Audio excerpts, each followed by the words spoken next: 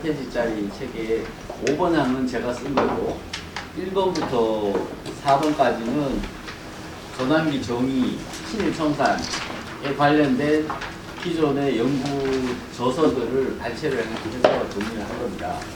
이게 거기서 배울 만한 것들이 있고 하기 때문에 그런 걸 좀 추가하는 거고 6번 항목은 아까 교수님이 다 얘기하셨기 때문에 따로 제가 얘기 안 해도 돼요.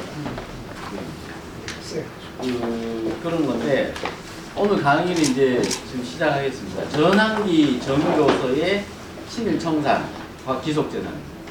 그래서 우리는 기속재산에 대해서도 저희들이 대학 다닐 때 해방 해전사를 읽으면 제일 먼저 나오는 게 기속재산이죠. 그래서 세상의 모순을 가장 먼저 가르쳐 줬던 게 기속재산. 기속재산은 이승만 정부에서 마음대로 나눠줬기 때문에 우리가 빈부격차가 거기서 생겼다 이렇게 생각합니다. 그런데 실제로 우리 그 책에 보면은 기속재산 연구가 기속재산이 타격을 입습니다. 타격을 입어서 실제로는 전쟁 거치면서 실제로 큰 일을 못해요. 역할을 못합니다. 1945년 이후부터 1965년도까지 20년 기간 동안에는 반일 강풍이 너무나 많이 불었고 제일 극심했던 데가 해방 공간이었는데 그 해방 공간에서의 반일 감정이라는 것은 북한보다도 훨씬 더 치열했습니다. 그렇기 때문에 북한 같은 경우에는 러시아가 들어와가지고 중국군사들 쟤들 일본이 어떤 건지 알았어요. 근데 그래서 그를 억류를 시켜가지고 월급을 갖다가 공탁을 시켜놓고 너가 월급 몇 년치 보장해 줄 테니까 퇴직금까지 줄 테니까 잔류해라 이렇게 해가지고 신분 보장해주고 하면서 공장을 계속 가동을 했습니다. 그것이 남북 간 경제력 차이 30년 동안 경제력 차이가 있게 된 근본적인 원인이었다라고 이대영 교수님도 얘기를 하시거든요. 그런 어떤 기속재산 문제가 있고 그리고 우리가 또 하나 잘못 알고 있는 것은 친일청산이라는 거, 친일파 청산, 친일청산이 안 돼 있다라고 대한민국 99.9%가 생각을 하고 있는데 전혀 그거는 100% 잘못된 거다. 대한민국만큼 친일청산이 잘 된 데가 역사가 없고 세계사적으로 어떤 나라가 어떤 나라를 지배했다.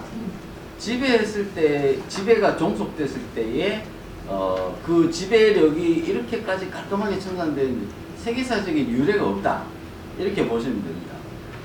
가장 비근한 예는 그 1940년대에 그 41년도에 75만 명인데 45년도 종전 무렵에서 71만 명이 줄었어요. 징집이 다 돼가고 청년들이 다 나가고 없어. 71만 명이 거의 1년도 안 된 사이에 일본으로 다 건너갑니다. 다 건너가고 어떤 사람은 뭐 살해를 당하기도 하고 시골에 재산이 뺏기고 약탈을 당하고 강간을 당하는 그런 경우도 일률적으로 생겼습니다. 갑자기 반일 강풍이 불어닥쳤는데 그런 와중에서 실제로 넘겨받았던 건 아시다시피 전평이라는 노동자 조직들이 45년 8월 말에 공장을 들어가 다 접수를 하고 몇 달 동안 합니다. 그래 미군이 와가지고 딱 보니까 이 전평을 와가 장악하고 있거든요. 그래서 고문관을 다 파견해가지고 애들 다 내보냅니다. 그것이 이제 미군 정기가 이제 시작된 그런 과정이었기 때문에 자연적으로 자익들은 반미 감정이 북받쳐 오르는 거죠. 그런데 그런 이제 과정이 있어서 제가 친일청산과 기속재산 두 가지를 엮어서 한번 발제를 하게 된 겁니다. 그래서 전환기 정의로서의 친일청산이 어떤 것이냐. 근데 전환기 정의라는 것도 정의 자체가 잘 안 돼 있는 개념이고 친일청산도 왜곡된 개념이고 그렇습니다. 그래서 우리 속에 있는 그런 잔재들을 좀 정리하는 시간으로 정해봤습니다. 전환기 정의라는 말을 흔히 많이 합니다. 전환기 정의. 트랜지셔널 저스티스라고 해서 영어로는 이런데 뭐 이행기의 정의 이렇게 얘기합니다. 그런데 우리가 전환기는 맞다고 저는 생각합니다. 기본적으로 해방이 됐습니다. 그 뭐 엄밀한 얘기로 이런 제국주의적 팽창은 맞습니다. 제가 볼 때는 일본이 제국주의 팽창을 가정해서 일본이 패망함으로 인해 가지고 그거를 우리가 해방 공간에 있어가지고 건국 때까지 그 3년 동안은 전환기였다라는 겁니다. 그래서 저는 그거를 제국주의 청산이 그 당시에는 목적이었다. 시대적 정신은 그 당시 시대적 정신은 대한민국이 없을 때니까 조선 반도에 있던 사람들은 그 사람들에 대한 시대 정신이 아니라 미군정의 임무 미션은 제국주의 청산이고 그 방대한 일본 제국주의 영토를 분할을 해서 일본의 힘을 빼는 것, 이것이 저는 시대 정신이었다고 생각합니다. 미군정의 미션은 결국 그런 거이기 때문에 만주, 북한, 사할린 이런 쪽에는 일본이 러시아가 점령할 수 있도록 그냥 내버려 둔 겁니다, 사실은. 그 미군이 남한만 점령한 것도 이 조선이 굉장히 조선 반도가 공업 인구 밀집, 공업, 철도망 이 자체가 굉장한 요충지였고, 이것이 어쩌면 저는 뭐 확신은 없지만 어쩌면 분할해도 괜찮다라는 그런 어떤 심리가 있었던 것 같습니다. 그렇기 때문에 일본의 힘을 빼는 것, 결국에는 이 조선이라는 것을 미군들이 어떻게 인식을 했냐 하면은 일본과 같은 걸로 인식을 했다는 거죠. 일본과 같은 걸로 인식했기 때문에 이거를 갖다가 특정 국가가 지배를 해가지고 다시 독립을 시키거나 하면 다시 붙어버린다. 그렇게 되면은 그것이 원하는 게 아니라는 거예요. 그렇기 때문에 제가 볼 때는 선을 쫓아가지고 나눠서 점령하자고 한 것이 아닌가라는, 그냥 제가 이거는 하나의 제 가설에 불과합니다. 어느 책에도 그런 얘기는 없습니다.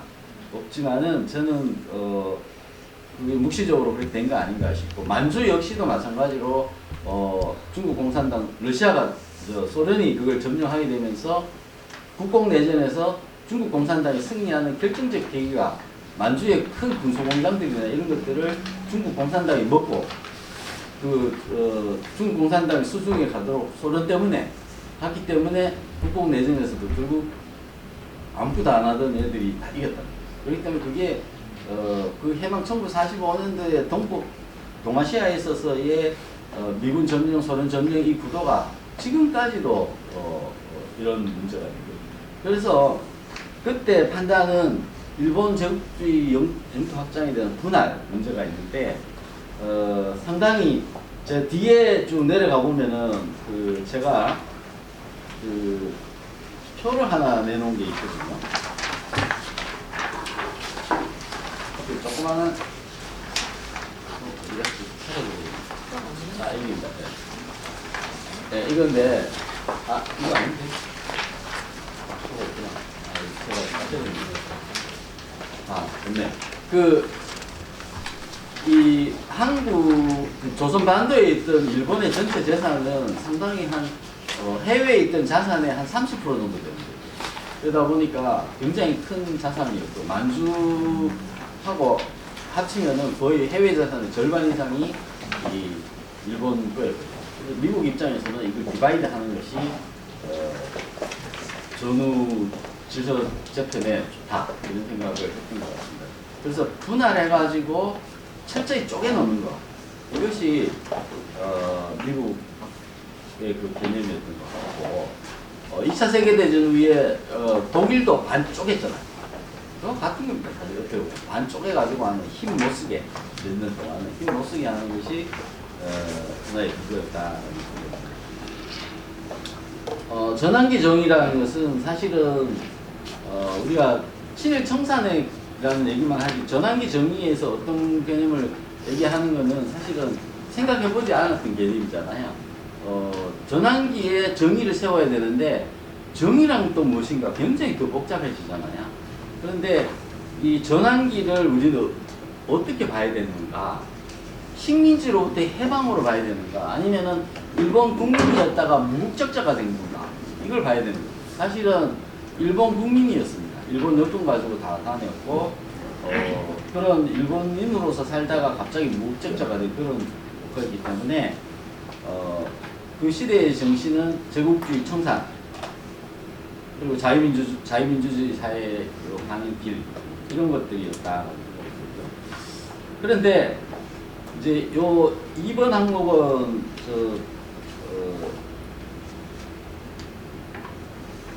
이 안병직 선생님 얘기거든요. 과거 청산 의미와 집단 기억이라는 게 있어요. 과거 청산 얘기를 하는데 이거는 잘못된 과거사를 극복하려는 시도를 뜻한다 이렇게 안병직 선생님 개념을. 제가 요 쓴 거는 제 글이 아닙니다. 안병직 선생님 글입니다. 이게 타당성이 검증된 것도 아니다라는 거예요. 과거 청산은. 그래서 안병직 선생님 얘기로는 이것이 이제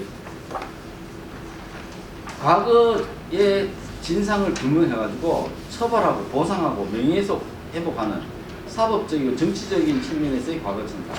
그 다음에 불행한 과거사에 대한 비판과 반성, 애도와 치유, 과거에 대한 성찰 이런 두 가지로 나눠서 생각해야 된다. 그런데 우리는 2번은 전혀 생각을 하지 않아요. 우리는 무조건 처벌하고 그 다음에 보상이 앞서거나 명예회복을 해가 유공자로 만들어주거나 이거밖에 없습니다. 우리는 성찰이라고는 1도 찾아볼 수 없는 것이거든요.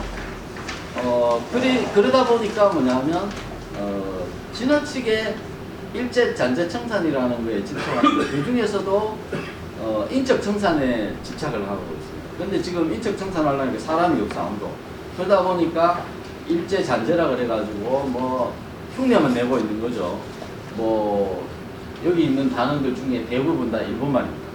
이 중에 있는 일본말들을 갖다가 뭐 한국말로 조선말로 바꾸는 그런 거를 일제 잔재 청산이라고 흉내만 내고 있는 거죠. 자기들도 하다 보니까 너무 좀 한심하거든. 일거리가 없는데 뭔가 자꾸 만들어내려고 그러니까 그 일제 잔재 청산이라는 게 자기들 먹거리니까 계속 그걸 하는 거예요. 그렇게 되고 있는 과정이라는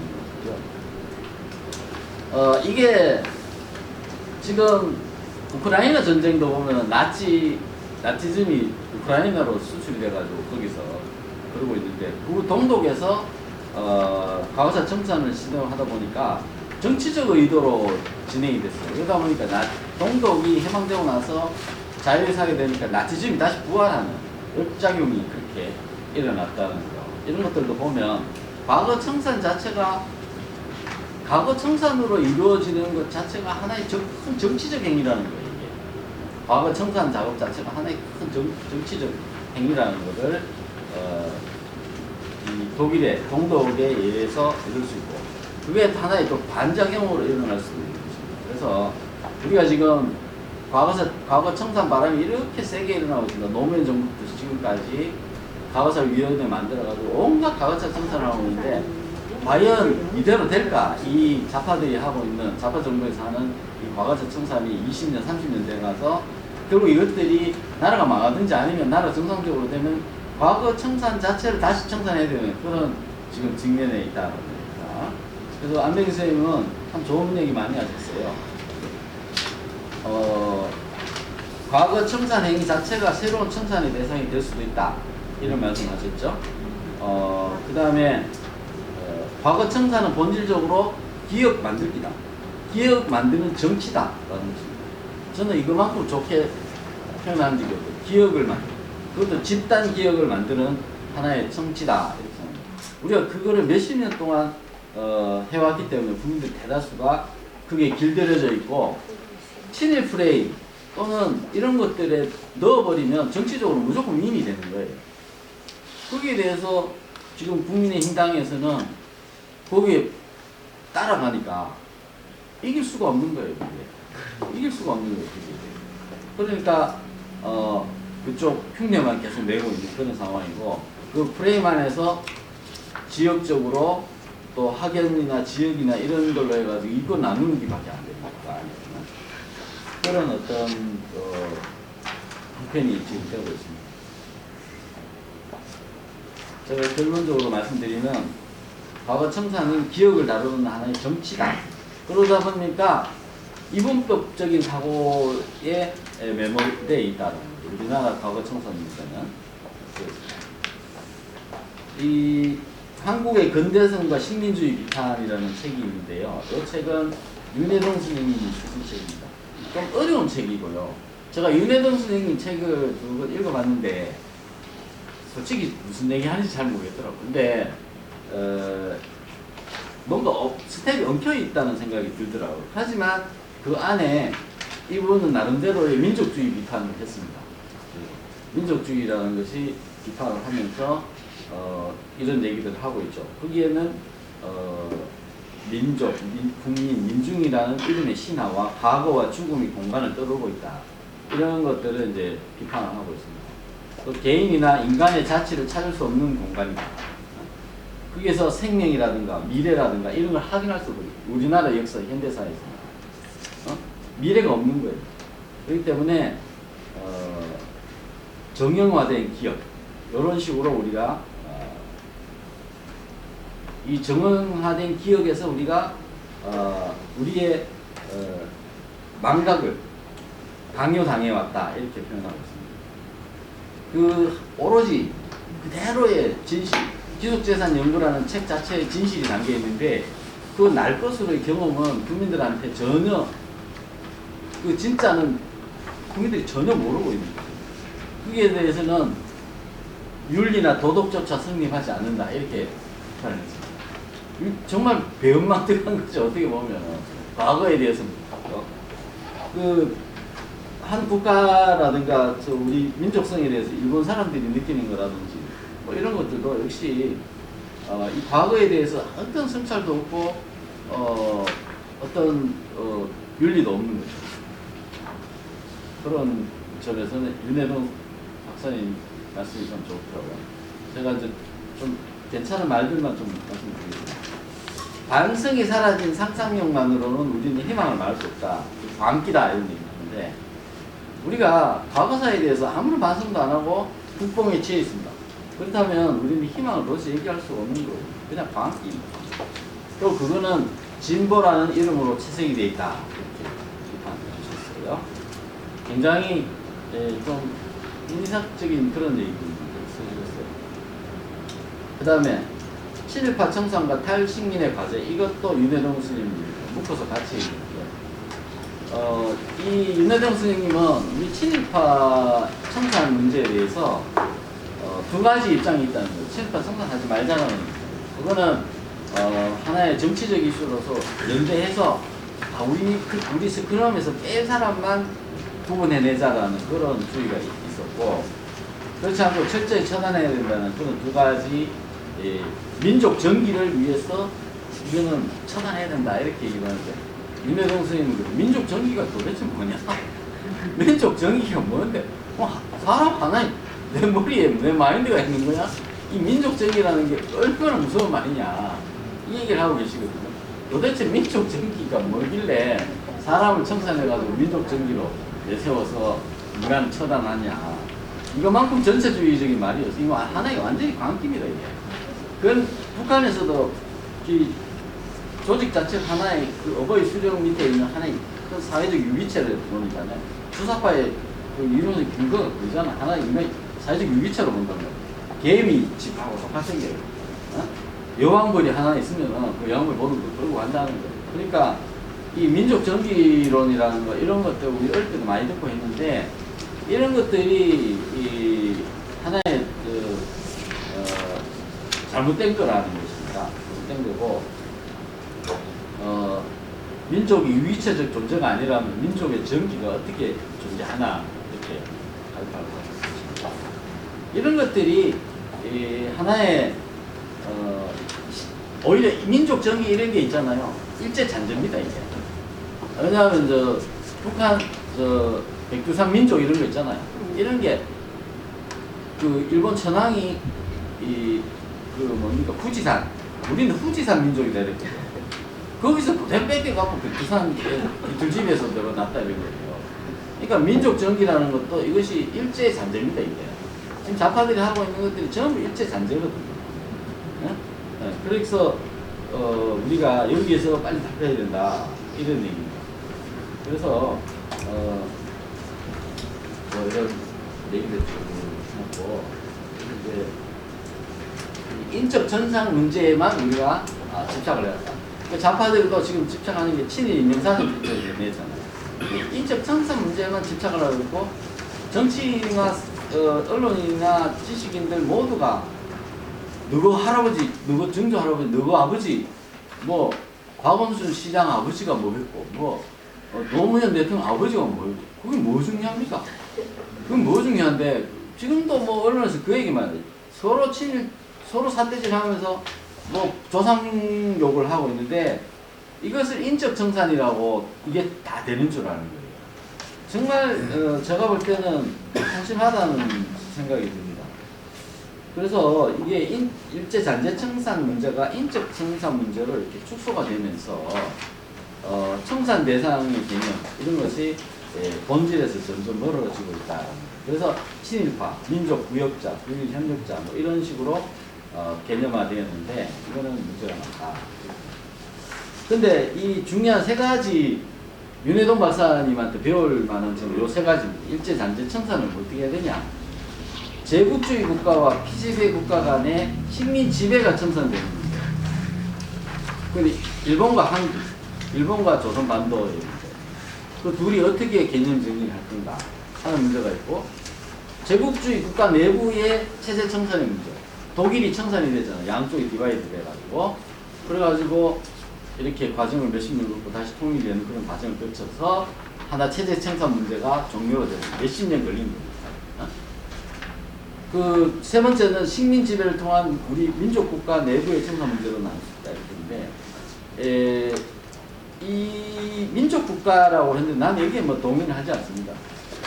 지배를 당했던 나라의 우리 내부 청산 문제 이 세 가지로 나눠서 개념을 생각해 보면 좀 좋겠다고 생각하는데, 뭐 뒤에도 쭉 써놨습니다만은 한국과 일본 간의 문제에서 지배 청산의 문제는 1945년부터 1965년도가 20년간 정산이 됩니다. 그러니까 우리가 먼저 건국을 했고 독립을 했고 일본이 1950년도 샌프란시스코 조약으로 독립을 했고 미국으로부터 독립 자주권을 얻었습니다. 그리고 나서 우리는 하나의 국가였는데 병합된 나라였는데 쉽게 말하면 우리 자의에 의해서 나뉘어진 게 아니에요. 그래서 쉽게 말하면 같이 살다가 별거가 되는 거예요. 재산 분할을 해야 돼. 결혼해서 살다가 둘이 찢어졌는데 재산 분할을 누가 아무도 안 해줬어. 그냥 웬 건달이 와가지고 찢어놓은 거예요. 그리고 나서 이 청산 문제가 종료된 게 1965년도입니다. 1965년도에 한일 의정서를 체결하면서 서로 국가로 인정해주고 제일 일본인들이 있어요. 몇십만 명. 그 사람들 무국적자로 지내다가 영주권을 얻었습니다. 그런데 한국에는 일본인이 없었어요. 이 땅을 맞아 죽어요. 전쟁도 거쳤죠. 정말 일본인이라고는 구경도 못하고 다 끝났습니다. 근데 일본은 이 조선인들이 너무 많아가지고 골치가 아픈 거예요. 실업 문제도 있고 여러 가지 골치가 아프니까 북한이 좀 살만하니까 북송선이 아니고 일본 적십자사에서 막 실어 날랐어요. 북한으로. 북송선 해가지고 그쪽이 좀 더 잘 살았습니다. 막 실어 날랐어요. 이게 이제 나중에 도의적으로 인권적인 문제 차원이 이제 문제 제기가 되고 있는데, 그나마 우리는 1965년에 한일 협약이라고 되어 있다. 한일 의정서, 한일 협약이죠. 한일회담이 이것이 식민 지배를 청산한 거예요. 이게. 그러니까 우리가 흔히 청구협정이라고 아는 건 청구협정은 부속 프로토콜이고 한일 회담 결과에 의해서 한일 의정서에 식민 지배에 대한 모든 게 청산이 됩니다. 그리고 그 위해서 경제 자금으로 청구협정이라고 알려져 있는 그 협정이 이루어진 거고, 제목은 다릅니다. 20년 걸렸고. 두 번째, 일본은 어떻게 됐냐? 일본에서 체제 청산은 메가드 군정기를 거쳐가지고 샌프란시스코 조약으로 체제 청산이 완전히 이루어진 겁니다. 근데 우리는 어떻게 됐냐? 우리는 이게 안 된 걸로 알고 있잖아요. 민족국가 내부의 청산 문제. 그렇지 않습니다. 이게 교수님도 아까 얘기했지만 대규모 농장이라든가 광산이라든가 이런 게 얘기하면은 자기들 개토를 잘 만들어 놓고 나머지는 그냥 뭐 원시인처럼 넣어놓고 사람 먹여갖고 그냥 뽑아내는 거예요. 그런 식민지하고 전혀 다르게 우리는 일본인들이 있던 공장이나 이런 것들 있잖아요. 그런 것들 전부 다 미군들이 와서 몰수를 한 다음에 사람은 보따리 싸 그래가지고 전부 다 실어서 일본으로 보내버렸습니다. 결국은 이거 보면은 이 일본인 71만 명의 강제 축출은요 굉장히 잔혹합니다. 왜냐하면 여러분들도 가정 꾸리고 살잖아요. 그런데 71만 명이면은요 거의 인구가 얼마입니까? 거기 어린 학생들도 있고 세메트전이 있습니다. 있는 재산 현금 몇 개, 뭐 살림살이 몇 개 빼고는 그냥 있는 거 집하고 공장이랑 모든 걸 다 놔두고 은행 걸 다 뺏어버렸기 때문에 예금도 인출이 안 되는 거예요. 그 상태에서 맨몸으로 갔습니다. 그런데 이거는 그 전 재산을 몰수했다는 거잖아요. 이건 얼마나 잔혹한 또 비인도적인 처사인지 이거는 말도 못하는 거예요. 그 우리가 뭐 사할린의 동포들이 연해주에 있던 사람들이 저기 러시아에 또 강제 이주당해서 슬프다 그러잖아요. 그거하고 비교도 안 되는 거예요. 왜냐하면 그거는 자기 짐은 갖고 갔어. 자기 돈하고 이걸 갖고 갔는데 이거는 그냥 사람 몸만 보낸 거거든요. 그래서 이게 71만 명이라는 거를 그 단기간에 1, 2년 안에 다 내보냈다는 거는 이거야말로 정말 인종청소 비슷한 거다. 그런데 이것이 미국이라는 존재 때문에 일본에서는 연구도 안 돼 있고 언론 일본에서도 조사도 안 돼 있고 학문적인 연구 성과도 전혀 없습니다. 한국에 와서 이런 분들의 후손들이 한국에서 소송하는 게 없어요. 일본에서도 소송했는지는 확인 안 해봤는데 크게 보도된 바가 없고 연구된 바도 없다고 제가 전해드렸습니다. 이런 어떤 문제가 있었는데 우리가 일본인으로 살았던 흔적들이 엄청나게 많이 있거든요. 가메가제 한국인들도 가서 가미가제 대원들 중에 한국인들이 적어도 있었습니다. 이런 일들이 있었거든요. 이런 것들에 대해서 우리가 인적 청산에 대해서 했는데 제가 이제 밑에 비판을 적어놨습니다. 윤회동 박사는 아직도 북한은 인적 청산이 완벽했다. 북한은 인적 청산이 상당히 가혹했는데 북한에서는 부역자가 공직 사회 지도자로 일할 수 있는 기회가 완전 박탈되었다고 주장하고 있어요. 윤회동 박사 책에는 좋은 걸 또 많이 했는데 나는 이거 동의 못한 거예요. 일본은 이거 반대입니다. 우리는 이런 걸 안 했고 거기에 대한 경험이나 노하우까지 완전 말살을 해버렸기 때문에 20년 동안 혹독하게 죽고 배고팠어요. 혹독하게 죽고 배고픈 시절을 겪었습니다. 북한은 그러지 않았습니다. 북한은 그러지 않았고 그 다음에 이제 윤회동 박사는 이 홍명희 선생이 얘기하거든요.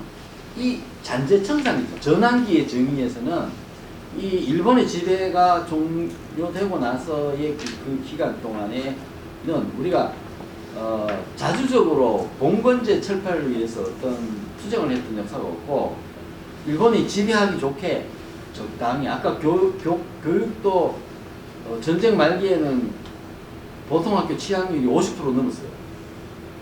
면에 1면에 1학교가 있었습니다.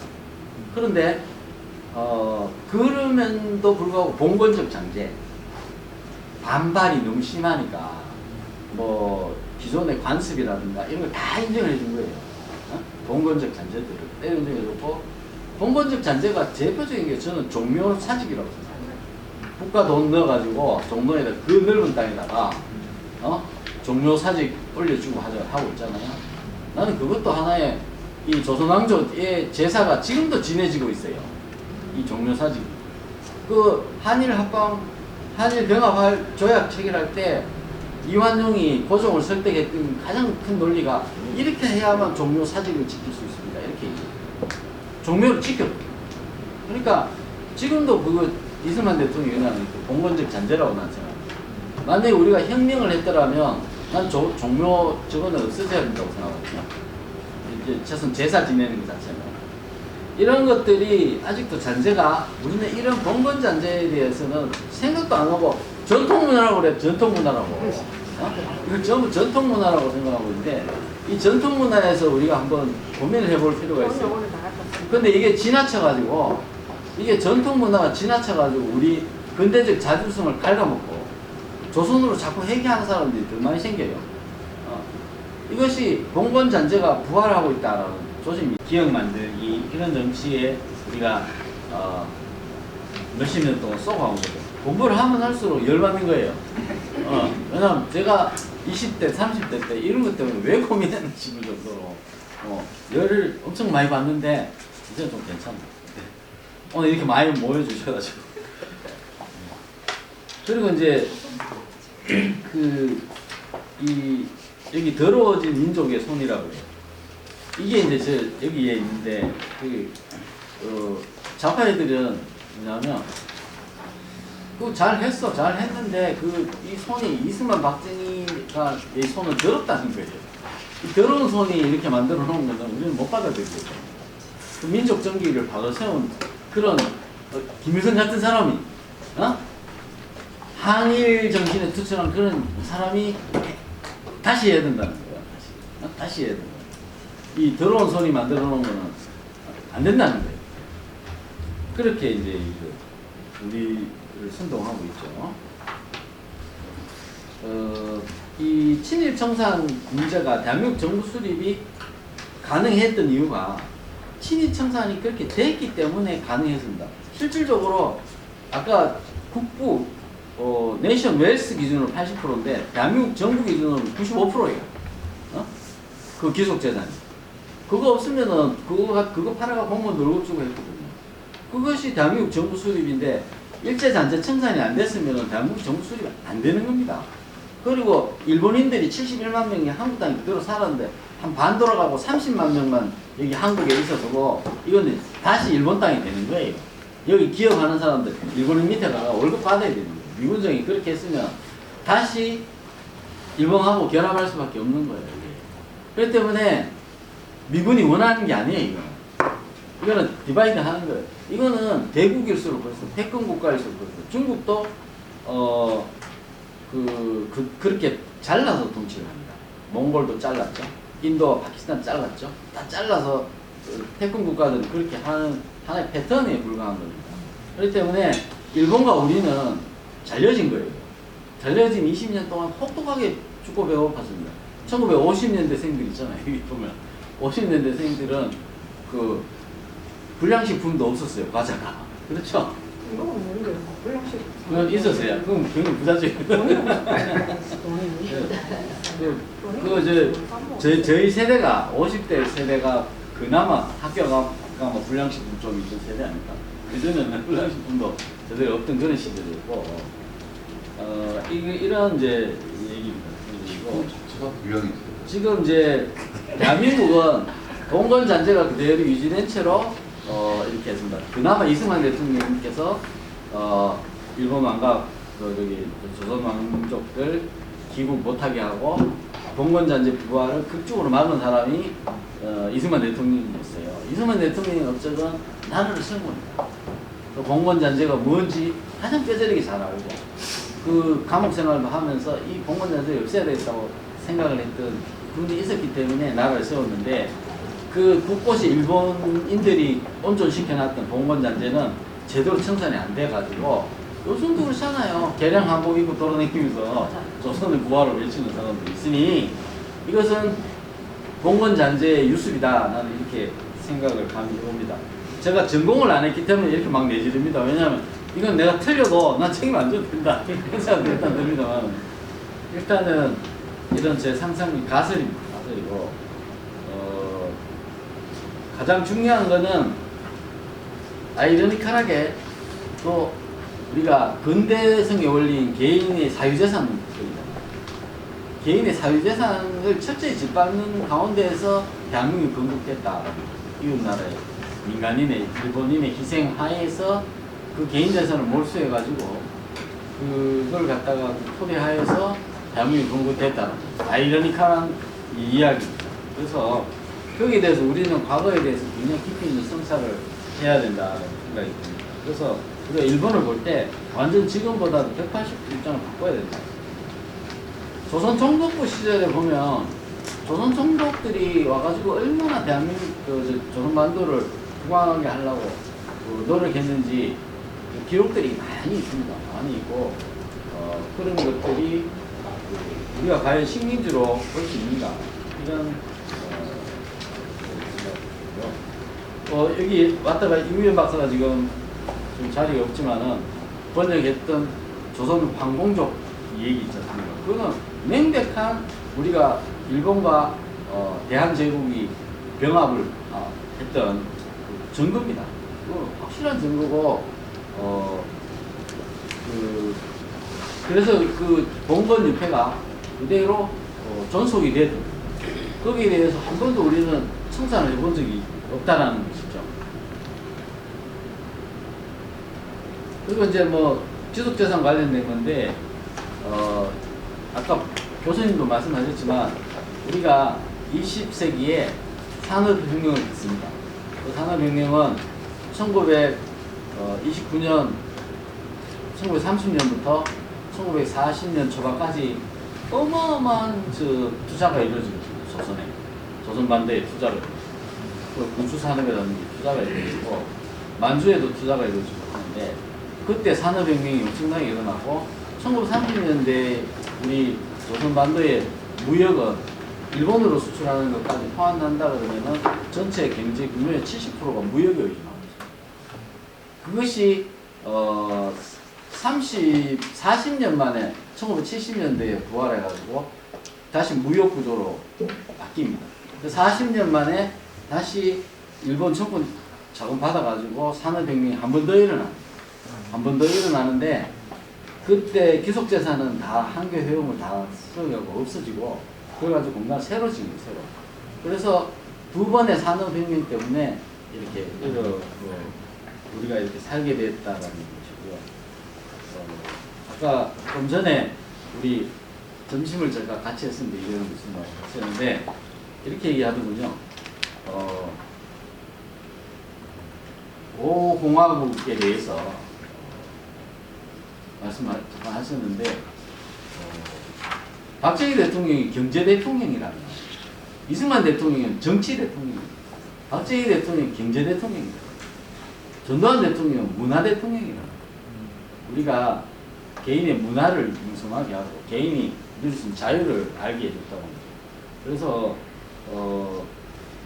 5공화국에 대한 평가까지 제대로 할 수 있어야 진짜 우파다 이런 말씀을 사석에서는 하셨어요. 근데 그 얘기는 좀 사석인데 굳이 이런 얘기 하는 이유가 이런 전체적인 기속재산부터 시작해가지고 이 과정을 쭉 알아야 우리가 5공화국 재평가도 제대로 할 수 있겠다 이런 생각이 들거든요. 뭐 중복된 얘기들이 좀 많이 있어서 쭉쭉 넘어가겠습니다. 시간도 많이 됐고 해서 자 우리가 제 5공화국 재평가 제가 작년에 이 세미나를 가지고 했는데요. 여기 계신 분들도 다 같이 했죠. 이 세미나를 대한민국 현대사 세미나를 했는데 이 세미나를 했는데 여기 보면 전두환 대통령이 있습니다. 여기 있는데 이게 지금 제가 여기 보면은 친일 반민족 행위자 재산 국가 기속에 관한 특별법은 2011년도고 이거 뭐냐면 러일 전쟁 시기부터 해가지고 친일 부역한 사람들의 후손들이 갖고 있는 재산을 다 몰수하는 거예요. 굉장히 무서운 거예요. 아마 러일 전쟁부터 하면 거의 한 6대손, 7대손까지 내려가는 데서 있을 거예요. 거의 100년이니까, 100년, 120년 됐으니까. 그런데 상속받았고, 증여받았고, 뭐 이러잖아요. 그러면은 그것이, 그러면 그 후손들은 그 재산 지키기 위해서 일 안 했냐? 먹고 놀았네. 그 재산 팔아가지고 다른 재산도 사고, 그 재산도 다 뺏어가고 있습니다. 100년 뒤에 러일 전쟁이 1905년도인데 105년 지나가지고 그 후손들 재산 뺏는 일이 대한민국에서 벌어지고 있는데 이것이 얼마나 무서운 일이냐라는 거죠. 전두환 대통령 후손들도 있지만 전두환 대통령 비단뿐이겠느냐. 지금 50 관련돼 가지고 이렇게 희생양 삼는 것이요.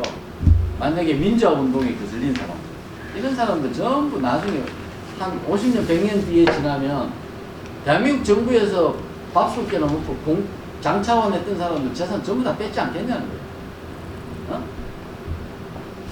일본 제국주의는 1930년대부터 만주 사변 때부터 시작이 제국주의고 그전에는 일본이었거든요. 그런데 그런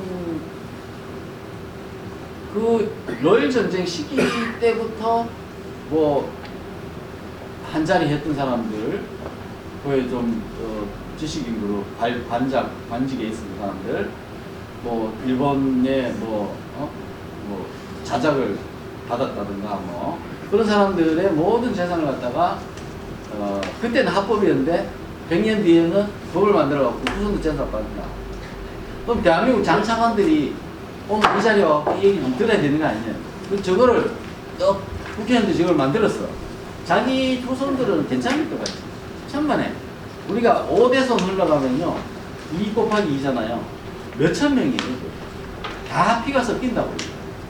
이 숫자가 얼마나 많겠어요. 이게 위로 올라가 보면. 요 위에 그 한 사람이 쭉 올라가면 다 조상이 같잖아요. 이게. 지금 여기에 이 법 만든 사람들 후손들도 내가 만약에 결혼을 시켰는데 이 친일 구역자 결혼했는데 어떻게 알아? 내 손자가 재산 뺏길 수도 있어요. 이것도 기한도 없어, 이거는. 이런 법이 있어요. 이 5.18 역사 왜곡법도 안 되지. 이러고 있어. 법무부가 나서갖고 친일 재산 판수 끝까지 하겠다고. 소송 걸어가지고 사회 통합 미래가 없대요. 후손들이 내려가면 몇 세대고요, 그리고 이런 것들이 우리 사회에 있는 한은 영원히 통합도 없는 거예요. 사회 안정성도 없고 이 땅에서 살 수가 없어요, 살 수가. 내 자식들이 저 친일 기술재산들하고 어떻게 결혼을 맺기겠지. 50의 인물들이 누군지 어떻게 알아요. 그러고 뭐 요즘은 좋아가지고 뭐 재벌가에 자식 보내고 나중에 세상이 뒤집어지면 너가 외할아버지가 재벌가라며 재산 다 뺏어. 뭐 너 장차관 했다며, 장군이었다며, 싹 뺏는 날이 올 수도 있어요. 올 수도 있습니다. 그래서 우리 역사를 바로잡지 않으면 내 당대의 문제도 아니고 내 후손들 문제가 된다라는 거. 그래서 이분들이 여기 있거든요.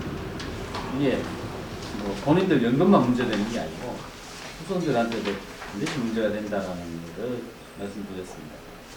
요 표는 뭐냐면 좀 작은데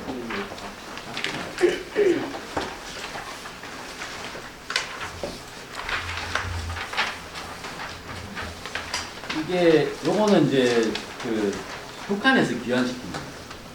1948년도까지 이렇게 해가지고 핵심 기술자들을 잔류시키는 북한 자료입니다.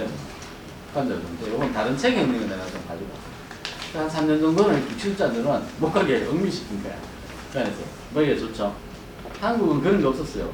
전팽이 가가지고 일본인 기술자 다 두드려패가지고 다 뺐고 뭐 무서워서 불불 떨면서 그 배를 개인 배를 사가지고 밀양도 하고 그런 일본인들이 정말 쫓겨가듯이 그렇게 갔거든요. 제가 볼 때는 굉장히 참혹하게 쫓겨갔던 시절이에요. 북한은 질서정연하게 갔습니다.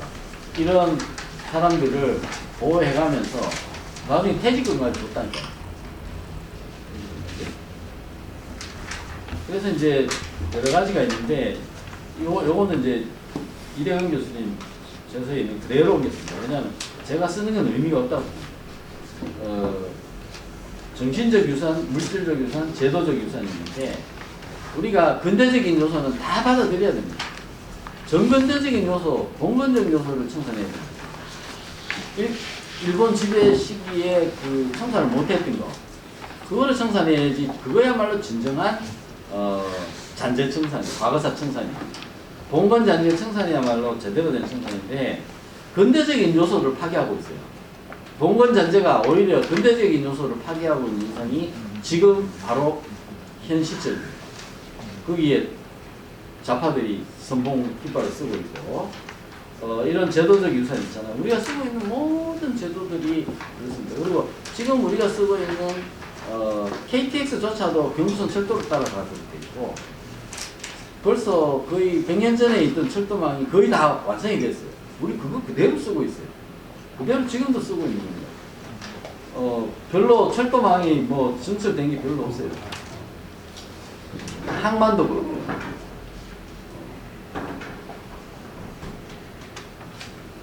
이거 제가 왜 넣었냐면은 이거 BC 정부 그거거든요.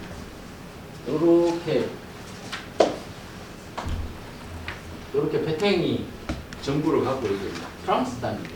요거는 직접 나치가 정리했던 거고, 요 BC가 요만큼 정리했어요. 요게 한 4년 정도 정리했는데, 여기에 이제 부역했다고 어마어마한 사람도 많이 죽였죠. 처형해가지고. 이게 이제 전환기 정의라고 해서 모범적인 사례라고 얘기하고 있는 거예요. 여기서 여자들 머리, 독일 장교들하고 동거했던 여자들 머리 삭발시켜가지고 길거리 끌고 다니고, 그 다음에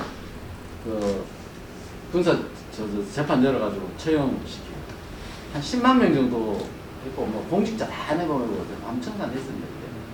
근데 저런 청산들은 사실은 나치 점령 기간이 짧기 때문에 공장을 세운 것도 없고 아무것도 없어요. 그냥 빨아고 막기만 했지. 그렇기 때문에 인적 청산으로 그냥 퍼펙트하게 끝나는 거예요. 근데 우리는 40년, 50년 길기 때문에 인적 청산보다는 물적 청산이 훨씬 더 중요하고, 이 물적 지배구조 청산에서 일본이 그냥 공짜 다 해준 거예요. 이게. 그리고 인적 청산도 일본인이 나가는 게 인적 청산이에요. 일본인이 다 나감으로 인해 가지고 우리는 인적 청산까지도 퍼펙트하게 되어 있다. 그때 때문에 우리가 점령하게 된 것이 이런 프랑스가 BC 정권이 이렇게 일부 항복을 하면서 이렇게 정부 만드는 거하고 전혀 다르고, 병합 조약에 의해서 우리가 한 나라가 되어가지고 했던 거기 때문에 거기에 일했던 사람을 침입하러 몰아가 처단하고 재산 빼고 하는 건 어불성설이다. 아예 맞지가 않아요. 맞지가 않은 건데, 이거를 마치 엄청나게 우리는 잘못하고 하지 않아가지고 기회를 됐었나 보는데, 논리 자체가 전혀 맞지 않는 거예요.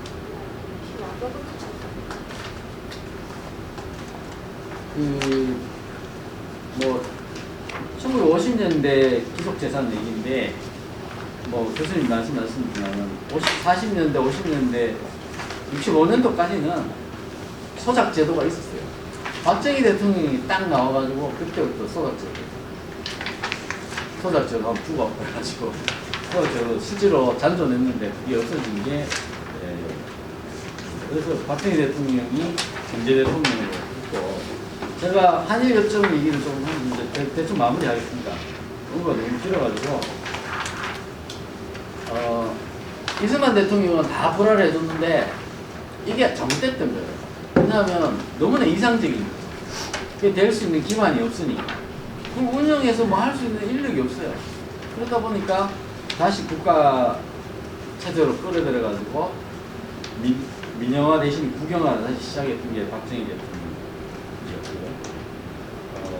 그런 1930년대 고도 성장기를 재현을 시켜가지고 이렇게 이제 부흥 시대로 갔다는 거죠.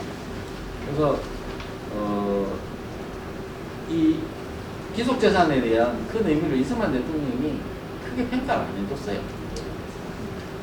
할 수도 없었고. 그래서 국가를 형성하는 과정에서 하나의 반일이라는 게 필요했던 시기가 이승만 대통령 시기였다면, 그래도 국제관계에서 살아남기 위해서는 이제는 반일을 청산해야 되고 일본과 같이 갈 수 없다 밖에 없다라는 것을 국민들을 설득시키고 해내탄을 누군가 건너가야 됩니다. 저 건너가지 않으면, 해내탄 건너가지 않으면 국민들이 죽거나 아니면 북한이 한테 먹히는 거예요. 체제 경쟁에. 그래서 그 해내탄을 끌고 넘어갔기 때문에 박정희 대통령이 요걸 그렇게 먹어요. 저는 박정희 대통령이 모세와 같은 사람이라고 봐요.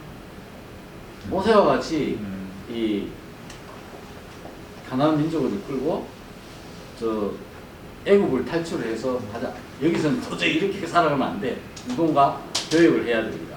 일본과 교역을 하고 원조 받고 미국의 손에서 벗어나야 돼. 미국 원조 갖고는 안 돼. 이렇게 하면서 갔고, 거기에 박수를 치는 사람이 케네디 대통령이었고, 그리고 케네디 대통령이 압력을 많이 냈어요. 그래서 케네디 대통령이 공이 커요. 강하게 밀어붙였어. 그래서 군사정부 하에 권력이 아니었다면 도저히 넘어갈 수가 없었어요. 그래서 4.19 때도 이승만 대통령이 뭐 산전수전 당했던데 그 4.19를 폄훼하려는 게 아니라 그 때문에 뭐 쫓겨갔다 아닙니다. 그냥 물러난 거예요. 내 자기 시대 소명을 다 하고 가신 거고 이렇게 새로운 시대에 새로운 인물이 나서서 요게 중요한 건데 케네디가 서면을 보내서 빨리 해라. 서면 보내는 거고 그 밑에는 김종필 오이라면 따질 거 없이 그냥 하자. 따질 거 없이 하자. 그 경제 협력 자금을 하자. 뭐 독도 문제 이런 거 따지지 말자. 그러다가 지금 보십시오. 이게 윤보선 대통령입니다. 윤보선 대통령 반대했어요. 4.19를 집권한 사람들이 윤보선 대통령이 한 10년 정도 더 집권했다고 생각했어요. 우리나라가 미국 원조가 줄어들고 결국에는 제가 볼 때는 전쟁이 한 번 더 났을 거예요. 북한하고 남북 대치 상태에서 전쟁이 날 수밖에 없는 상황이었고 박정희 대통령이 그걸 보고 밀고 나간 거예요. 혁명정부에서. 그래서 이게 경제를 따져보니까 안 되겠다. 그래서 그 1962년도 혁명정부 1년 반 만에 쓴 책이 국가와 혁명과 나라는 책. 한 350페이지 되는데 양이 엄청 많아요. 근데 그 양의 대부분이 경제입니다. 199%가 경제 얘기만 써요. 정치 얘기는 한마디도 없어요. 그게 국가와 혁명과 나인데 국가와 경제와 나예요. 혁명이 그냥 경제예요. 그 책에는 경제 얘기만 있어요. 달러가 얼만데 뭐 얼마를 어디다 쓰고 잔고가 얼만데 그 얘기만 잔뜩 있어요. 이렇게 이제 서로 간에 대사관을 만들고 국교 수립을 하고 있는데 이게 일본에도 자파들이 많아가지고 데모했다는 거고 이건 이제 서울에도 대사관 현판식 있고 이게 지금 한일 반대 데모 이 한일 반대 데모 한 게 이제 이 정치나 대학생들이 전부 다 있는데 우리 최은혁 교수님이 지난번 여기서 우리 현대사에 군인과 학생이 있었다. 군인과 학생의 갈등이 결국에는 군인과 학생의 갈등은 뭐냐면 이 군인은 이 시대적 세계사적 흐름의 조류에 이걸 알고 있었던 사람이라 국민들 끌고 현해탄을 넘어가자. 현해탄 넘어가면 죽는다 우리가. 그런 식으로 이제 했거든요. 여기 이게 5.18하고도 조금 관련이 있어요. 5.18 자료집 총서에 보면은 제가 그때 말씀드렸지만 이 한일회담 해모 담배 반대 데모 이거를 시작점으로 하진 않습니다. 이게 대일 경제 종속 반대가 첫 번째 나옵니다. 5.18 자료집에 첫 장에 나옵니다. 그리고 이게 63 동지잖아요. 우리나라 지금 주 지성세대 정치를 가지고 있는 사람들이 63 이 사람들 후예들이 하고 있는 거예요. 그래서 이 한일협정 반대 데모를 해서 요 돈을 더 받았다고 나는 생각. 이분들이 결국 끝내 유신 반대를 끝까지 우려져 나왔던 사람, 여 중에 있는 사람, 여 뒤에 사진에 있는 사람들 중에 장착하는 사람 많을 거야. 앉아서. 이제 양쪽에 막 싸우고 난리 났습니다. 여기는 일본이고요. 이건 한국입니다. 역사 잡고 난리가 났죠. 이게 케네디를 만나러 가기 전에 박정희가 일본을 거쳤습니다. 가서 일본을 만나가지고 이제 타결을 짓는 거죠. 여기에 여러 가지 문제들이. 박정희는 군인이었기 때문에 헤이그 육전조각을 모르겠어요. 일본 육사를 나온 사람입니다. 일본 육사를 나왔는데 헤이그 육전조각이 너무 다른 사람이에요. 이 기속재산이 일본인 민간인 전부 다 재산 뺏어가지고 다 주머니에 넣었다는 거 아는데 그래 가가지고 이제 여기다 이 회담을 하고 그래서 우리 기속재산은 참 일본인 피눈물이 들어가 있는 거예요. 일본인이 피눈물이 들어가 있는데 징용공 배상 판결 문제가 있잖아요. 그게 아까 교수님이 1억 원을 미불 임금으로 잘못 얘기하셨는데 그게 아니고 위자료 청구입니다. 위자료를 달라야 돼요. 미불 임금 소송은 아직 없고 위자료입니다. 미불 임금은 그 종전 이후에 9.1번 제철에서 파산했어요. 9.1번 제철이 파산하면서 법인이 5개로 쪼개졌어요. 그 중에 하나가 신일본이었어요. 그리고 파산해가지고 법원에 경매 넘어가지고 그거를 낙찰을 받은 사람이 따로 있을 거 아닙니까? 자본을 넣어가지고 전혀 다른 회사죠. 전혀 다른 회사인데 그 회사 상대로 법인격이 다른데 그 회사 상대로 소송을 걸어가지고 위자료를 주라고 땅땅땅. 법률적으로 도저히 있을 수 없는 판결을 대법원에서 선고를 했습니다. 그러니까 건국의 심정으로 했다는 거예요. 그건 법으로 판결 안 했다라는 자백입니다. 법으로 하면 뭐라고 건국의 심정으로 해? 법으로 하면 되지. 건국의 심정으로 했다는 게 그걸 대서 특별해 가지고 그거 해놔놓고는 편의점 취직했는데 편의점 차려가지고 가셨잖아요. 그것도 하나의 전부 국민들이 다 써본 거예요. 그것 때문에 지금 일이 엄청나게 커진 거고 다시 1965년 이전으로 돌아가자는 게 저 사람들이 1965년 이전으로 돌아가고 싶은 사람들이 김능한 씨 같은 사람들 다시 더러운 해놓은 거는 치우고 다시 하자. 다시 할 수가 있어. 우리가 근대적 요소를 낮청산하고 어떻게 다시 가겠습니까? 할 수가 없는 건데 역사를 되돌리려고 하는 사람들은 결국에는 기억 만들기라는 정치를 하고 있는 거죠. 그래서 결국에는 국민들을 이렇게 조정할 수 있는 꼭두가시로 만들기 위한 하나의 정치 노름을 하고 있는 거죠. 거기에 핵심 브레인들이 이 사람들을 선동하고 있는 거죠. 여기에 많은 사람들 중에 그 내용은 애국심에 여기 보면 다 애국자들이에요. 잘못된 애국심이 근데 여기에서 몇 사람들이 조정을 하는 거겠죠. 누군지 모르지만. 그렇기 때문에 우리가 애국도 잘못하면은 큰일 나고 우리가 진짜 저 2017년도에 표 견두고 광장에서 나 만난 사이들이지만은 애국을 잘못하면은 그게 큰일 납니다. 그래서 이제야말로 이런 역사의 인식을 좀 바로 해가지고 진짜 우파를 만들어야 되는 그런 시점에 와 있다. 제가 강의를 딱 마칠 때 되니까 옛날에 이건 박사들은 도사 앞에 여론 흔들지 마라. 진짜 전문가는 우리 이유연 박사입니다. 이유연 박사인데 오늘 이 정도 하고 질의 응답 시간을 넘어가는데 우리 이유연 박사한테 질의를 해주시면 감사하겠습니다. 이유연 박사, 근데 제가 강의 마치고 이유연 박사 소개 좀 하자면 이영원 선생님 제자입니다. 성대경제학과 교수로 계실 때 거기서 박사를 받았고 낙성대 경제연구소 연구원님에다가 아까 얘기했던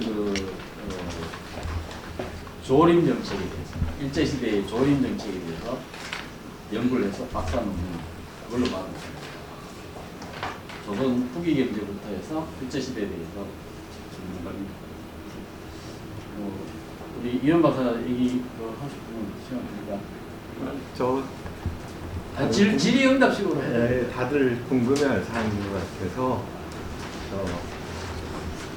이 사유재산이고 근대사의 법적 원리에 가장 중요한 게 사적 가치고 그거를 실현하려면은 소유권 절대 원칙, 계약 자유의 원칙 이 두 가지가 절대적이고 또 세계적으로 국제적으로는 헤이그 유편 조약에 의해서 그 사적 재산의 사유재산은 결코 어떤 군대라도 침해할 수 없다는 헤이그 조약이 있는데 그럼에도 불구하고 그 자본주의의 최선봉 미국이 개인의 사유재산을 그렇게 침탈했다는 게 사실 몰수잖아요.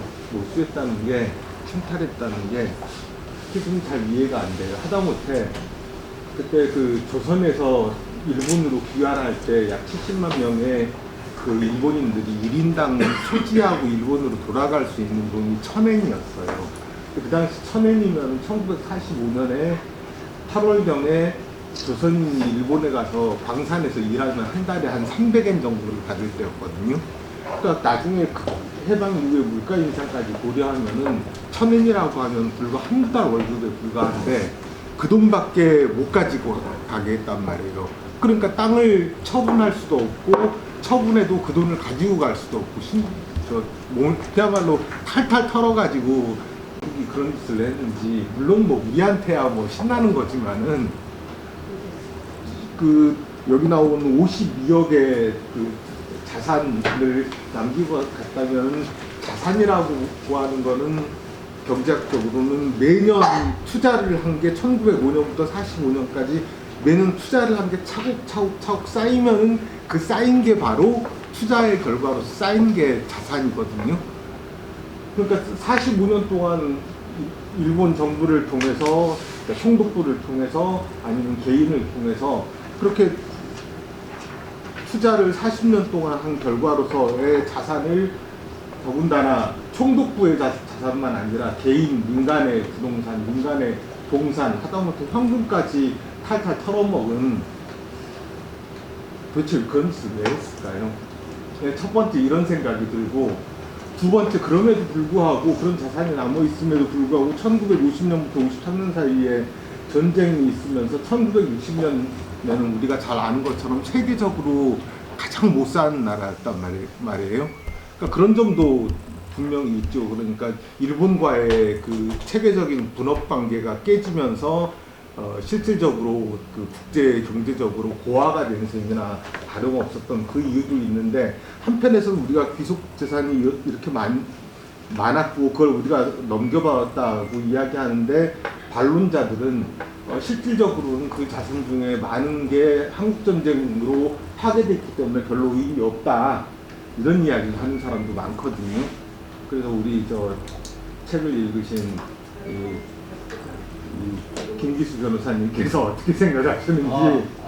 예. 저는 그래서 아까 내가 아까 얘기한 그 중에 일부가 있는데, 그 결국에는 미군이 그 일본의 힘을 빼는 동아시아에서의 통치 전략과 관련된 게 있어요. 뭐 결국 그거는 그거 좀 흥미로운 현상이에요. 그게 저도 법을 전공했지만은 뭐 전공했다고 할 건 없습니다만, 법으로 먹고 사는 사람 입장에서 봤을 때는 어떻게 미국이라는 존재가 헤이그 육전조약이라는, 사실은 1차 세계대전 때 그 참혹한 걸 보고 만들어 놓은 건데, 그걸 갖다가 위반해가지고 일본의 그 힘을 빼기 위해서 분할해 놨다는. 그래서 야, 이게 이 국제 질서라는 게 국제조약 위다, 힘이 최고다라는 생각이 들고, 결국에는 일본 정치인들도 그걸 받아들였어요. 결국에는 이제 일본의 정치인들 입장에서는 우리 이제 휴전선이라는 것이 있잖아요. 휴전선이라는 게 일본이, 대한민국이 망해서 예를 들어서 이게 공산 자유주의 정권이 들었으면 일본 이 휴전선이 대마도 앞으로 넘어온다, 이렇게 생각을 하는 거죠. 쉽게 말하면 가장 한국이라는 게 인구도 좀 되고 좀 경제적으로도 살고 하는 건 하나의 방파제로 생각했기 때문에 일본 정치인들이 묵인했다고 나는 생각이 됐고요. 뭐 전쟁 배상금 공갈해가지고 일본인들이 그냥 수긍했다라고 하는데, 물론 뭐 그럴 수는 있겠지만, 그 이후에 일본 국민들을 다독거려가면서 전쟁 내지로 쫓겨간 사람들의 불만, 후손들이 엄청 불만이 많았다고 해요. 근데 이제 그런 사람들한테 너희들이 청구권 자체는 있는데 그냥 자연 채무다. 법적으로는 이제 소송을 못하는 채무인데 있긴 있어. 근데 그건 소송 못해. 이렇게 달랬다는. 그래서 이제 일본 입장에서도 그런, 저는 이제 분할의 의미로 이렇게 봤다. 라는 생각이 들어요. 그래서 그거는 미스테리인데, 만약에 일본 사람들이 한국 와갖고 소송한다는 그 후손들이, 나는 한국에서 그 판결, 김능한 대법관 판결 때문에 안 해줄 수가 없다고 생각해요. 왜냐하면 김능한 대법관이 이렇게 법으로 안 되는 것들을 다 되도록 해놨거든. 법인격이 다른데도 해줬어. 그런데 어떻게 그게 가능하냐. 청산대가 신일본 제철은 전혀 다른 법인인데 그 신일본 제철이 책임지도록 판결을 해놨거든요. 제가 볼 때는 대한민국이 가져가는 거 맞잖아요. 그렇기 때문에 일본 국민들이 와가 한국에서 소송하면은 무슨 수로 기각을 하겠습니까? 제가 볼 때는 지금 위안부 징용호 배상 판결 그거 그대로 가져가면은 일본인들한테 그 당시로 현재 시가로 따지면 우리나라 아마 다 줘야 될 거예요. 80%. 그러니까 이게 국제적인 분쟁의 불씨를 엄청나게 납니다. 저는 그 질문이나 이런 것보다 제가 이제 이런 모임 때마다 가끔 또 자주 얘기하는 것 중에 하나가 용어를 선별해서 써야 된다는 생각을 많이 하거든요. 근데 오늘도 또 역시 용어의 선별이 잘 안 됐던 것 같아요. 우리가 수나라, 당나라, 명나라, 청나라를 뭉뚱그려서 중국 이래버리면 안 되거든요. 수는 수고 명이 명이고 중국은 1949년에 생긴 국가이기 때문에 구별을 좀 해야 되는데 중원에 있는 모든 나라를 마치 뭐 중국 이렇게 말을 해버리는데 청권이라는 단어 하나를 지금도 쓰고 있음으로써 역사를 어떻게 오해하고 있는지가 이 친일청산 문제라든지 한일 관계의 어떤 버그러짐이라든지 이렇게 용절되고 있거든요. 심지어 꼬맹이들한테 임진왜란은 일본이 우리나라 쳐들어온 거지? 그러면 네 그래요.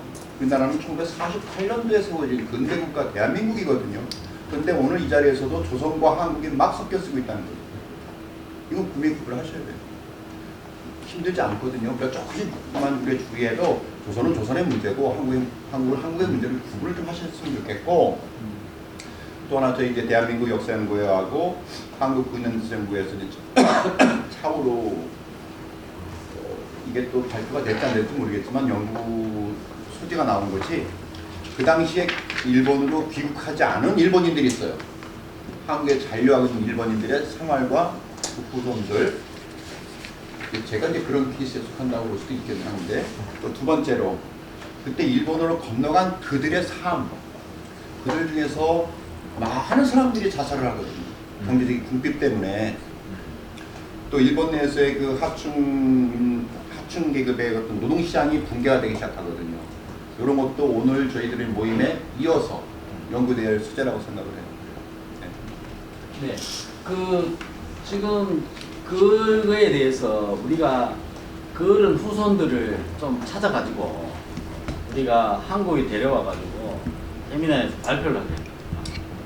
그런 서베이를 해가지고 그 사람들의 그 어떤 샘플 케이스들을 우리가 연구 조사를 해가지고 우리 국민들한테 알려주고 이래 하는 거는 굉장한 효과가 있을 거라는 생각이에요. 그래야지 뭔가 충격이 오거든요. 이거 기속재산 얘기 막 이렇게 떠들어봐야 모르거든요. 그러니까 우리 여기 있는 사람 말고 일반적으로는 그런 얘기들이 비교되는데 이걸 해야 되겠다는 생각을 한 게 이게 지금 도가 너무 지나치고 그래서 이게 지금 쉽게 말하면 일본 사람 입장에서 진짜 너무 까불어도 너무 까분다 생각해가지고 이게 지금 일본 사람들 입장에서는 업적이 무너지는 거고 이거는 아까 얘기했잖아요. 윤리나 도덕조차도 넘었습니다. 왜곡된 기억이 너무 지나치기 때문에 이게 북조선에서 하는 거 이상이에요. 이 지금 역사 왜곡. 간단한 예. 질문 세 개가 있는데 첫째는 아까 김능환인지 대법관 판결 관련해서 잘못된 이 대법원 판결을 바로잡을 수 있는 법률적 절차는 뭔지 첫째. 두 번째는 아까 그 귀속 재산이 총 52억 달러라고 아까 말씀하셨는데 여기 일본 사람들이 가지고 있던 예금이랄지 유가증권 다 포함됩니다. 다 포함된 거예요. 어디 동산에 포함되나요? 무형 어디에 포함돼서 그러나요? 이게? 그 돈은 동산이고요. 그러니까 처음에 미군정이 딱 군정령을 내렸을 때 회사 중에 일본인 주식이 1%라도 있는 거는 전부 다 몰수했습니다. 한국인 주주가 90%도 일본인이 이사로 있거나 뭐 주식 한 주라도 있으면 다 몰수했다가 반발이 너무 심해가지고 그거는 돌려줬는데 주식만 남용하는 걸로 그렇게 됐는데 한 상당 기간 타격을 입었어요.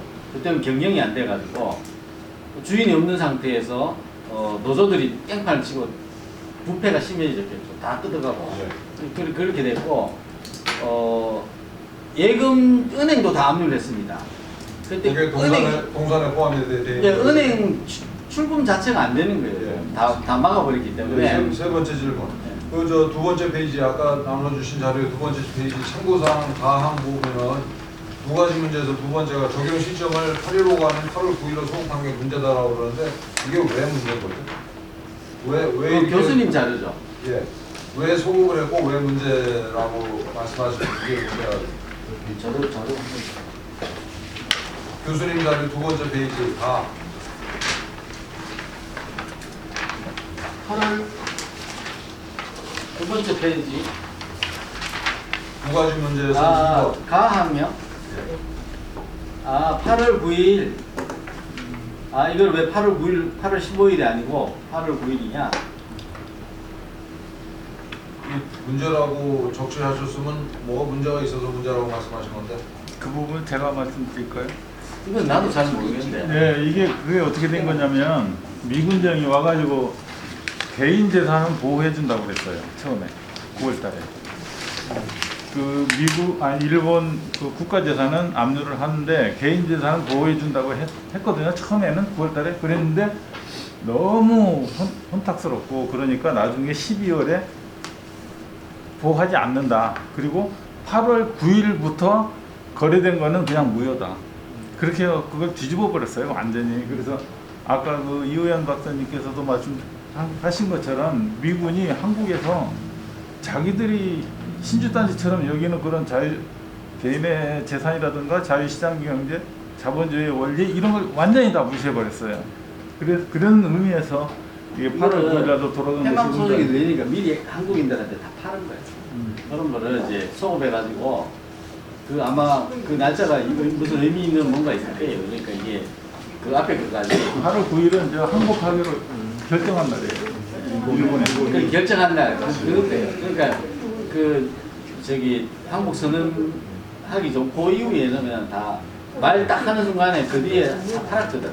그거를 다시 그 한국인 앞으로 넘어간 것도 전부 다 이제 청구권이라고 할 때 권이 이제 권리 아닙니까? 권리. 청구권은 마땅히 우리가 공짜로 받을 수 있는, 거저 받을 수 있는 돈이라고 생각했는데 일본은 한일협정이 되고 나서 그 뒤에 5억 불 줄 때 경제협력자금으로 주고 청구권에 대한 응함으로 주지 않았거든요. 경제협력자금으로 그 5억 불인데 무상이 3억 불이고 유상이 있어요. 유상. 갚을 돈. 이게 유상이 있다는 것 자체가 벌써 당연히 받을 청구권으로서 우리가 요구한 돈이 아니라는 얘기죠. 나중에 갚긴 갚았나요? 한국적으로? 예, 갚았죠. 갚았어요? 그러니까 상업차관도 또 유상 3억이 2억 있다는 것 있었는데 자체가 그것도 청구권으로서 우리가 받은 돈이 아니라는 증거가 돼요. 예. 변호사님 첫 번째 질문에 대한 답변. 첫 번째 김능한 대법관에 대한 판결은 그 전원 합의체 판결은 아닙니다. 그리고 대법원 판결이라는 것은 영구무변한 건 아니고요. 언제든지 대법관 구성이 달라지고 하게 되면 지금 여러 건들이 하급심이 있기 때문에 그 여러 가지 한 10가지 정도의 법을 뛰어넘는 판단을 했는데 쉽게 말하면은 우리가 대학 다닐 때 그 일반 원칙으로 배상하라 하는 게 법원이 있거든요. 어떤 사안을 판단할 때. 그 일반 원칙을 주장한다는 것은 법이 아니라는 얘기입니다. 근데 신의 성취를 원칙을 끌어들여가지고 배상 판결을 해버렸어요. 그래가지고 뭐 동서양소에 반한다. 이런 거. 그런 거는 우리나라 동서양속인데 일본에 대한 적은 그런 것들을 깨질 거는 굉장히 프레자일한데 논리가 엉성합니다. 그러니까 엉성한데 대법원 구성이 달라져야 한다. 이렇게 생각하고요. 그 다음에 국민들 의식이 많이 달라져야 된다. 지금 말씀하신 것처럼 대법원 판결을 깰 수 있는 방법은 또 다른 대법원 판결밖에 없고 그걸 이끌어내는 거는 이제는 국민들, 시민들 몫이고 지금 말씀하신 것처럼 그 판결문 보면은 정말 법은 삼류도시거든요. 일류도시에서 다 유행하고 나서 삼류도시에 있는 게 법입니다.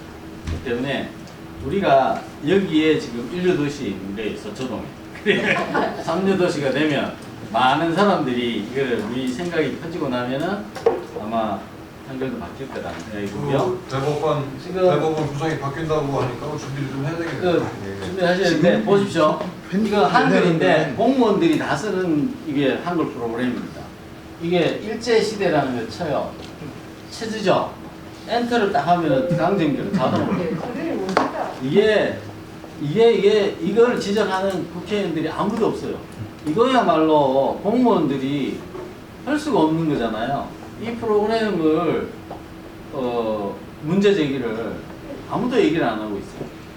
이것은 아예 1도 허용하지 않겠다는 좌파 전승기라는 이걸 표현해 줍니다. 우리 법원에서는 이 한글 프로그램 쓰도록 돼 있어요. 사법부 전부 다. 그렇기 때문에 아까 뭐 일제라는 말도 못하게 돼 있다는 거죠. 일제 시대. 우리가 뭐 보통 쓰는 건데 이게 강진기로 바뀌는 건 뭐냐면 조선 지배 자체를 모든 걸 불법화해서 하면은 모든 게 일본 책임이 됩니다. 모든 게 일본 책임이기 때문에 무한 엔들리스 소송할 수 있고 뭐 할 수 있습니다.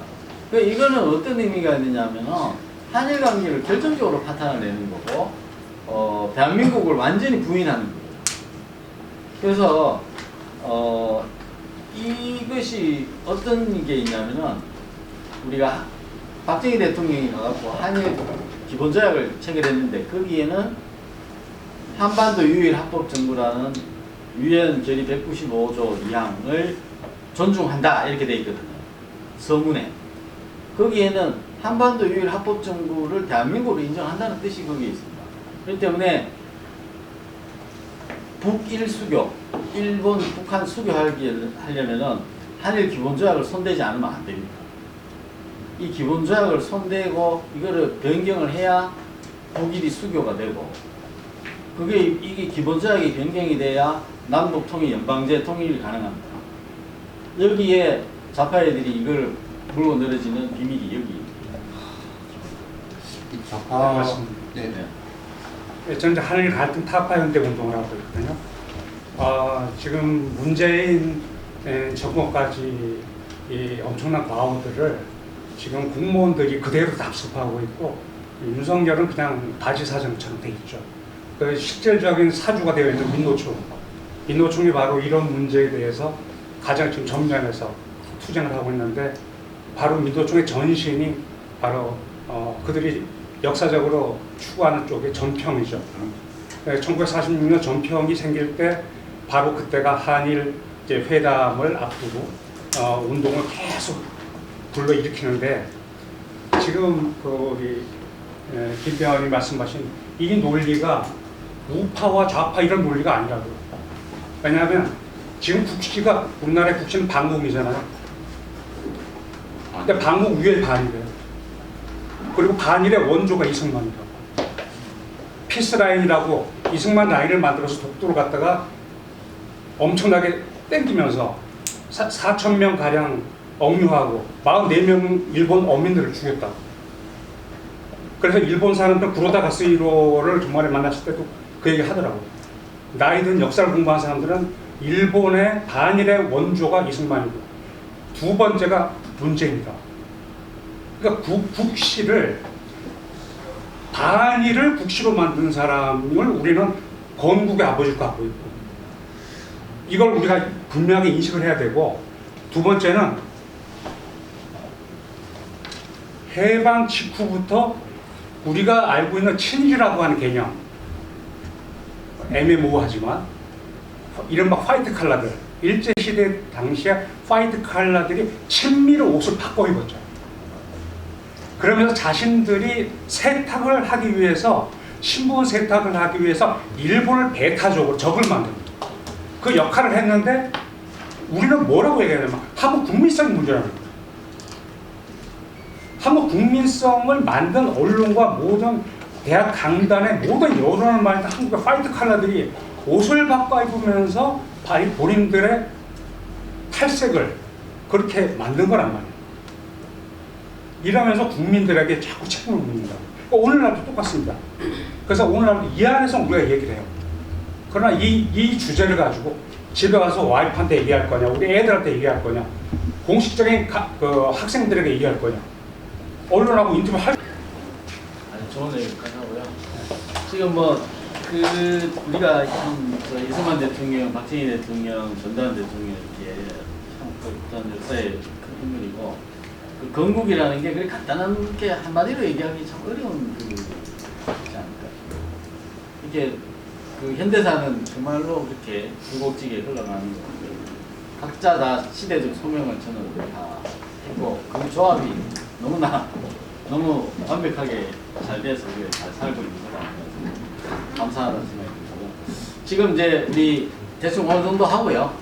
그 우리가 이제 그 2차로 그 만찬을 가기 전에 우리 표범현 선생님 기술재산 내용을 어느 정도에서 마무리하고 그 표범현 선생님이 저 청년 시절에 아버님이 유명한 자익이셨는데 아들을 전사로 만드시려고 일본 교육을 시켰다고 지난번에 박정희 재단에 연말에 얘기 듣다가 좀 미진한 부분이 있어가 도대체 일본 교육이 뭐냐 그 얘기를 하는 거지.